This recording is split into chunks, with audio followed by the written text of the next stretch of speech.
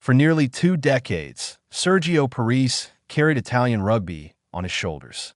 142 times he pulled on the Azzurri jersey, often leading a side whose annual ambition in the Six Nations was painfully modest: avoid the wooden spoon. He did so with defiance, brilliance, and a stubborn refusal to accept limitations. Now, standing at a distance from the field but closer than ever in perspective, Parisse watches this new Italian generation with something approaching awe. This, he believes, is the team he always imagined Italy could become. And to shift the world could no longer ignore the transformation did not happen in Rome.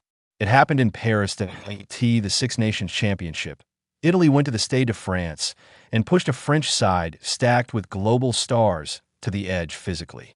France won the match, but what lingered afterward was not the scoreline. Antoine Dupont described it as the most physical test of France's season. Thomas Ramos independently echoed the same sentiment. When the world's best players openly admit that Italy delivered their toughest physical examination, the conversation changes. Respect is no longer granted out of politeness.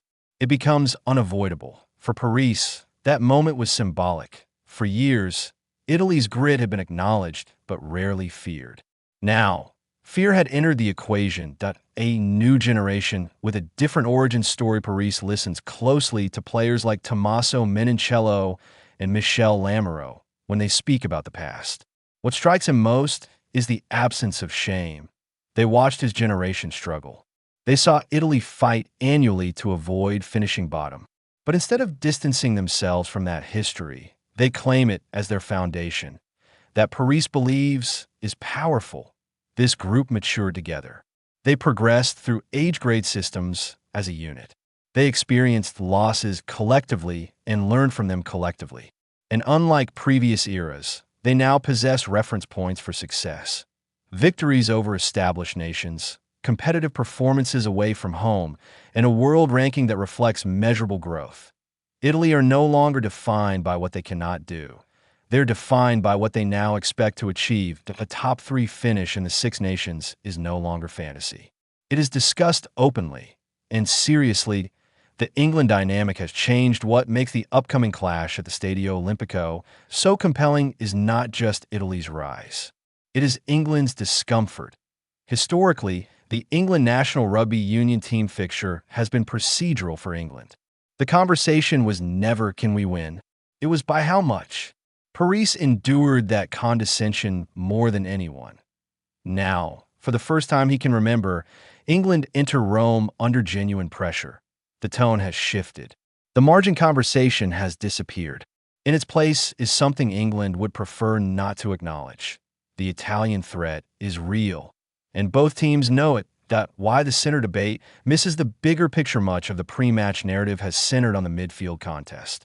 Italy's pairing of Menoncello and Juan Ignacio Brex, universally known as Nacho Brex, is among the most complete center combinations in world rugby. Power, defensive intelligence, tactical awareness, and leadership converge in that partnership.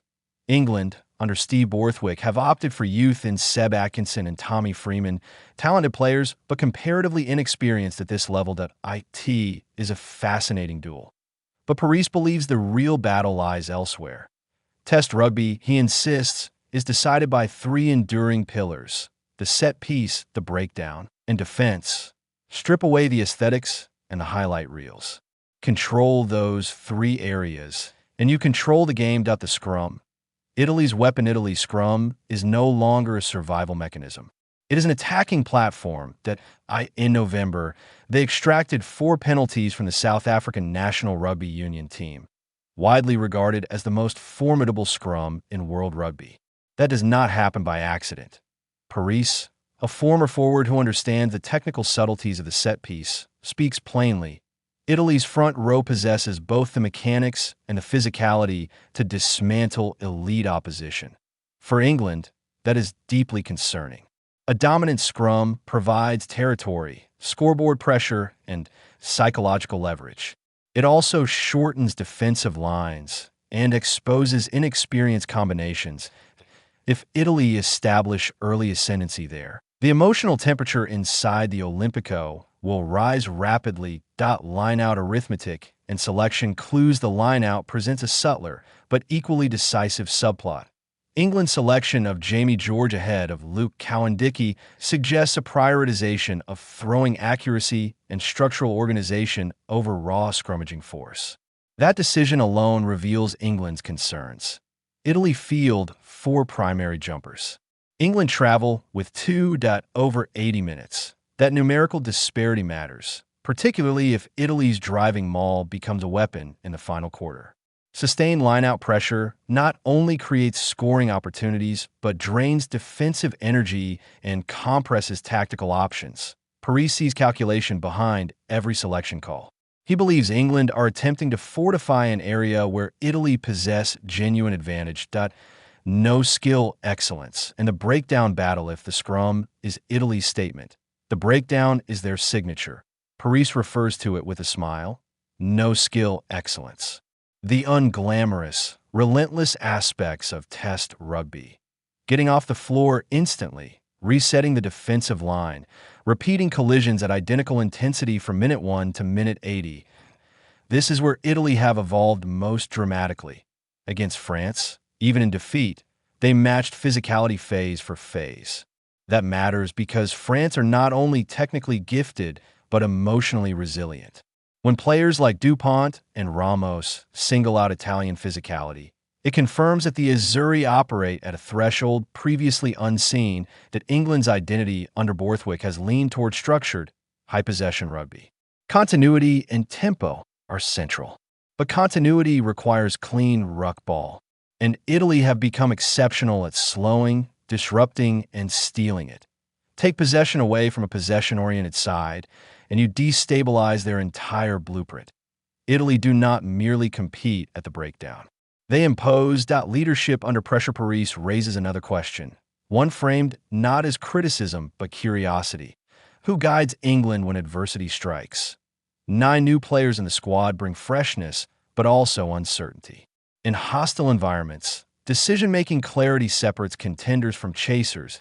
Italy's leadership group, Lamaro, Menoncello, Brex, and a pack heavy with experienced operators, has been forged in difficult matches. They understand momentum swings. They do not panic when trailing. Parisse suggests England, at times in recent campaigns, have struggled to deviate from structure when structure falters.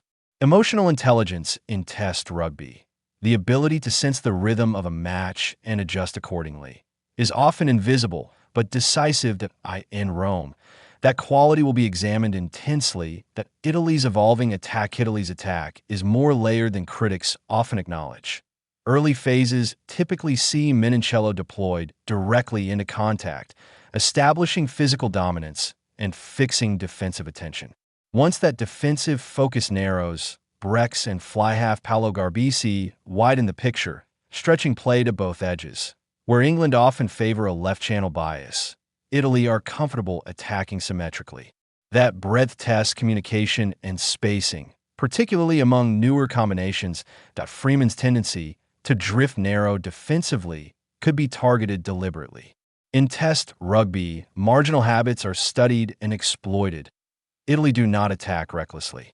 They probe, manipulate, and expand. That the weight of history there remains. However, one immutable fact: Italy have never beaten England. Scrum, Italy. Breakdown, Italy. Midfield cohesion, Italy.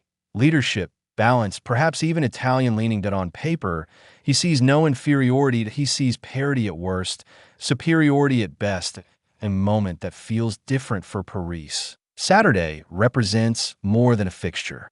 It is generational closure that he fought to keep Italy competitive. This team fights to redefine what competitive means. Ending England's unbeaten record would not merely be a win. It would symbolically sever the final tether to an era defined by limitation. That the Olimpico, in front of a crowd that senses history within reach, a group of players who grew up watching Parisse battle alone will attempt to complete the journey he began. That he has waited years to believe fully in such a moment. Now, he does, and this time the belief feels earned.